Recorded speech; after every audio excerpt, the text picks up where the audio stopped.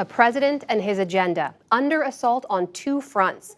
The U.S. withdrawal in Syria and the impeachment inquiry kept President Trump on the defensive today. He spent much of the day ignoring impeachment and insisting his shift in Syria was the right move. At the White House, President Trump, after meeting with Italy's President Sergio Mattarella, dismissed criticism of his withdrawal from northeast Syria and the ensuing Turkish incursion. I'm not going to get involved in a war between Turkey and Syria. The president then likened Kurdish fighters belonging to the PKK militia to the Islamic State fighters they helped the U.S. to fight in Syria. Now, the PKK, which is a part of the Kurds, as you know, is probably worse at terror and more of a terrorist threat in many ways than ISIS. Mr. Trump insisted he is making good on a long-standing promise to get U.S. troops out of long-running wars, and he played down fears that Russia will fill the vacuum. Syria has a relationship with the Kurds, so they'll come in for their border and they'll fight. They may bring partners in. They could bring Russia in, and I say welcome to it. Frankly, if Russia is going to help in protecting the Kurds, that's a good thing, not a bad thing. Those words drew sharp criticism from a Trump ally, Republican Senator Lindsey Graham. To rely on Russia and Iran to protect us against the rise of ISIS is, quite frankly, insane. The president fired back at Graham. Lindsey Graham would like to stay in the Middle East for the next 1,000 years with thousands of soldiers and fighting other people's wars. I want to get out of the Middle East. Still, the president dispatched Vice President Mike Pence and Secretary of State Mike Pompeo to Ankara this evening to press Turkish President Recep Tayyip Erdogan for a ceasefire, a plan Erdogan dismissed before Turkish parliament today unless the Kurds withdrew from the Turkish-Syrian border. Operation Peace Spring will last until we go down to 30 or 35 kilometers along the line from Manbij to the Iraqi border, as we have previously declared. There is no doubt or hesitation about this. We will have no open doors on this matter. All of this as President Trump's other critical challenge ground on, with another key witness testifying in the impeachment inquiry. Michael McKinley, a senior advisor to Secretary of State Mike Pompeo, abruptly resigned from his post last week. He was reportedly telling congressional investigators that his departure was driven by a concern over the treatment of former ambassador to Ukraine, Marie Yovanovitch. She was recalled from her post in May amid agitation inside the White House that she was disloyal to the president. Also on the Hill today, a surprise second appearance from former U.S. envoy to Ukraine, Kurt Volker. State Department official George Kent told lawmakers yesterday that Volker was part of a group that took over the administration's Ukraine policy. Democratic Congressman Jerry Connolly said the group also included Gordon Sondland, the U.S. ambassador to the European Union, and Energy Secretary Rick Perry. They allegedly dubbed themselves the Three Amigos. With back-to-back interviews and depositions this week, House Democrats are pushing on with the probe, even as Speaker Nancy Pelosi said yesterday the House would hold off on a vote to formally authorize the inquiry.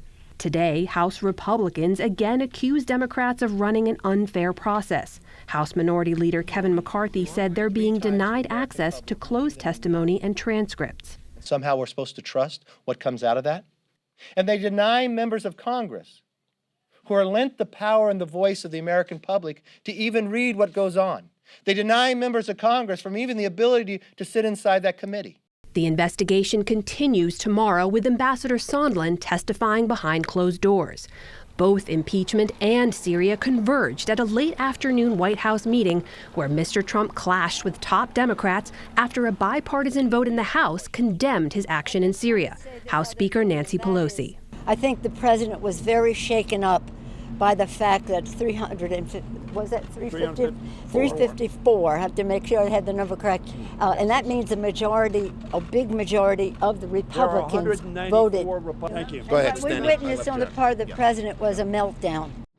For more on the developments today and this week on the House impeachment inquiry, I'm joined by our own Yamiche Alcindor, who's been tracking developments from the White House, and Nick Schifrin, who's following the diplomatic storylines. Yamiche, let me begin with you now. We heard the president there defending his decision in Syria to pull back those U.S. troops. How is that defense complicating or impacting the very real political challenges he's facing right now? Well, President Trump's decision to withdraw troops from Syria is really complicating the political landscape as he needs Republicans to back him and as Democrats are forging ahead with their impeachment inquiry. Today, as you noted, the White House held a meeting with Republican leaders and Democratic leaders, and that meeting really went into chaos and divulged into partisan attacks. Nancy Pelosi, as you said that the president had a meltdown. She also said that people should now pray for the president's health because he's essentially not really mentally stable.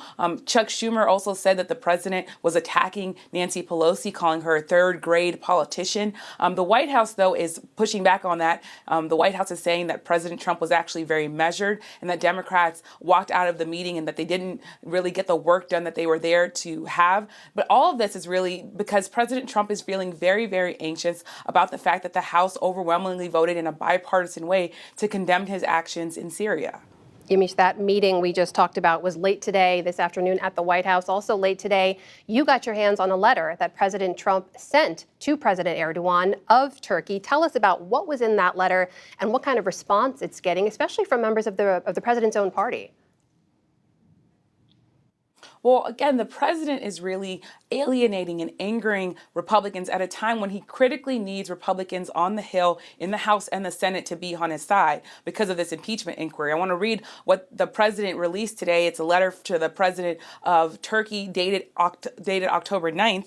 It says in part, "Let's work out a good deal. It will look upon you forever. History will look upon you forever as a devil if good things don't happen. Don't be a tough guy. Don't be a fool." So that's President Trump really trying to give Republicans something to say, look, I'm being tough on Turkey here. Now, Republicans who also were in that meeting at the White House are backing up the president. Kevin McCarthy was saying that the president was actually trying to get things done and that Nancy Pelosi was really overly politicizing the meeting. But what is clear is that there is bipartisan condemnation of the president's actions. And the House is actually going to be now looking into a sanctions package that is going to be above what the president is doing in Turkey. So Republicans, while they're backing up the president with his rhetoric, they are really pushing back on his ideas and his actions in Syria. Bipartisan anger there. Nick, step back with us for a second. Let's fill in some context here. It's not just Syria that members of Congress are angry about here, right? What else is Trump facing right now from them? Yeah, I think in Congress reflects a kind of national security consensus that we've seen largely since 1945, since the end of World War II, that the U.S. should play a leading, if not the leading role in the world, and that the U.S. military is a key tool in order to pursue U.S. interests. And today, that has led the U.S. military to have bases in over 70 countries. Now, President Trump referred to that number today, and not in a good way. And he criticizes and fundamentally questions the idea of how the military has been used, and he advocates for the restraint of the U.S. military, how it's deployed, and where it's deployed. And he gave one of the most clear explanations of a kind of Trump doctrine, a kind of grand strategy, when, as we saw a little bit of in your piece, when he was responding to criticism by Senator Graham. When I ran on a basis we're going to bring our great soldiers back home where they belong. We don't have to fight these endless wars. Well, Lindsey Graham would like to stay in the Middle East for the next 1,000 years with thousands of soldiers and fighting other people's wars. The people of South Carolina don't want us to get into a war with Turkey, a NATO member, or with Syria. Let them fight their own wars. And by the way, President Trump is not the only one making that argument. Last night, Senator Elizabeth Warren, Democratic candidate for president, also said, hey, look, the U.S. should come out of the Middle East. So we're hearing the president say, I ran on this. This is what I promised I would do. This is my foreign policy. But the criticism he's facing isn't just coming from members of Congress, right? There's coming from other government agencies, too. From largely within his own government because of that foreign policy consensus. The military, the State Department, intelligence officials I talk to all advocate a policy that they say Syria is a perfect example of, right? It is a small military footprint all over the world, and that those small military special operations forces largely will be training local forces who can pursue U.S. policies. And of course, Syria is an example, and that is instead of sending 100,000 troops, for example, to Iraq and Afghanistan. And these people believe that Syria was a good version of it and also that it was sustainable. They also argue it's necessary because if the U.S. is not in places like Syria or Afghanistan, then there could be vacuums. And in those vacuums, terrorists could plot attacks against the United States. And there's one last critique that I talked to, that I heard from people who even argue for restraint today. And they said, if you're going to restrain the U.S. military, you need to reduce the budget for the U.S. military. You need to increase the budget and kind of focus on the State Department, the diplomats, the intelligence agencies. And they say that President Trump has increased the Pentagon budget and decreased the State Department budget. But President Trump says he's just got a different worldview. Some inherent tensions there. Yamiche, back to you. Meanwhile, on Capitol Hill, the impeachment inquiry continues. There are still a number of officials appearing on Capitol Hill and testifying as part of that probe. Who else do we know was on the Hill today, and what do we know about what happened there? There was some critically important testimony going on the Hill today related to the impeachment inquiry. Michael McKinley, as you noted, was here on Capitol Hill in D.C. talking about what he thinks was the unjustified removal of the former ambassador to Ukraine. Sources tell me that he said that diplomats were being mistreated under President Trump's administration. He also says that careers were being upended because of political reasons, I'm told by sources. That said, we're going to see more of this. Gordon Sondland is supposed to be coming to the Hill tomorrow to testify. He is the current ambassador to the European Union. Now, he is someone who is seen as an ally to President Trump, but at the same time, these testimonies have really been surprising in a lot of ways, so it's going to be important to really watch that. Also, Bill Taylor, he's a career official who's still working at the State Department, but he's the person who sent that text message that said he thought it would be crazy, quote unquote, to withhold aid from Ukraine for political reasons. He was concerned about that. He's now going to be coming to Capitol Hill next week to testify. So these are all things that we need to watch as the president continues to be very, very angry about this impeachment inquiry and really is saying the Democrats are doing this to hurt his presidency and not to look into actual wrongdoing here. Another jam-packed day here in Washington. Yamiche Alcindor and Nick Schifrin on top of it all. Thanks to you both.